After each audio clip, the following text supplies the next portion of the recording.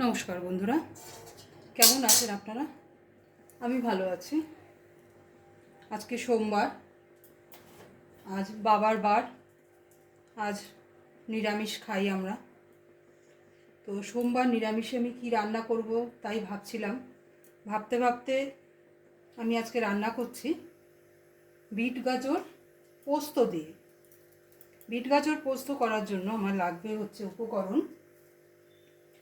Bit গাজর আমি কিছুটা এইভাবে কেটে রেখেছি, দুটো বিট নিয়েছি, দুটো গাজর নিয়েছি, একটা আলু নিয়েছি, আর ধনেপাতা নিয়েছি, আর আমি নিয়েছি কিছুটা পোস্ত বাটা।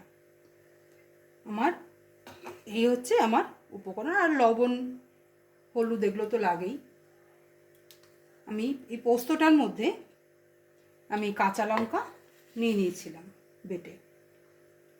আচ্ছা, এবার আমি রান্নাটা শুরু করি। রান্নাটা রিফাইন তেলেও করা যায়, সর্ষে তেলও করা যায়।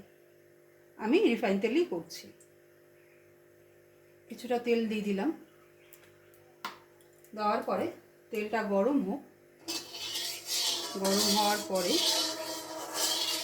আমি এতে দেব কিছুটা সাদা জিরে গোটা। কিছুটা সাদা জিরে আমি এতে দিয়ে দিলাম। এবার আমি এতে দেব বিট গাজরগুলো, সব দিয়ে দেব। বিট গাজরগুলো আপনারা আপনাদের পরিমাণ মতো দিতে পারেন। কার কীরকম কতটা কী মেম্বার, সংসারে কতটা মেম্বার আছে সেই বুঝে, মেম্বার বুঝে সেই বুঝে দেবেন আপনারা। আমি দুটো বিট নিয়েছিলাম। আমি আমার সংসারে যতটুকু লাগবে আমি ততটুকুই নিয়েছিলাম। এবার আপনারা আপনাদের মেম্বার যে কজন আছে সেই বুঝে আপনারা নেবেন। এবার আমি এগুলোকে ভাজবো, কিছুটা ভেজে নেব। ভাজার জন্য একটু লবণ দিয়ে দিই। লবণটা দিলে একটু তাড়াতাড়ি মজে যায়। কিছুটা আমি এতে লবণ দিয়ে দিই। যে যার পরিমাণ মতো লবণ খান সেই বুঝে লবণটা দিয়ে দেবো। আর দেবো আমি এতে হলুদ।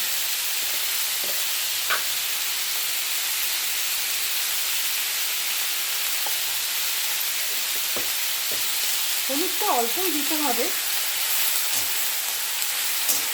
খুব বেশি হলুদ লাগবে না এতে।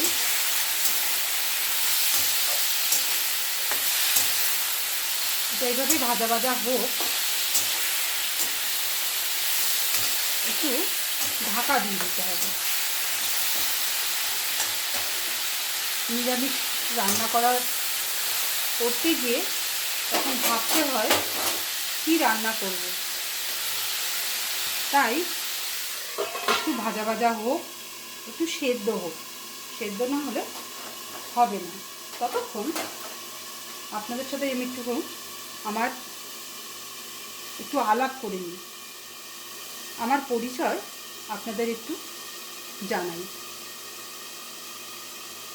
আমার পরিবারে আমার স্বামী, আমি, আমার ছেলে, এই হচ্ছে আমরা তিনজন।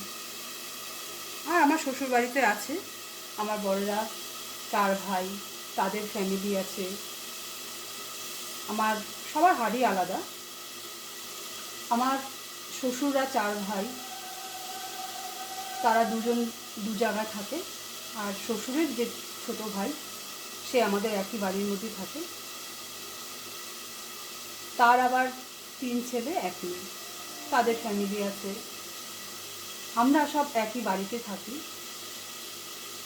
আর আমার বাপের বাড়িতে আমার ভাইয়ের বউ, 2 মেয়ে। বাবা মারা গেছে, 2 বছর হলো বাবা মারা গেছে। মা আছে। এই হচ্ছে আমার পরিবার। আমার শ্বশুরবাড়িতে আমরা 20 জনের সদস্য।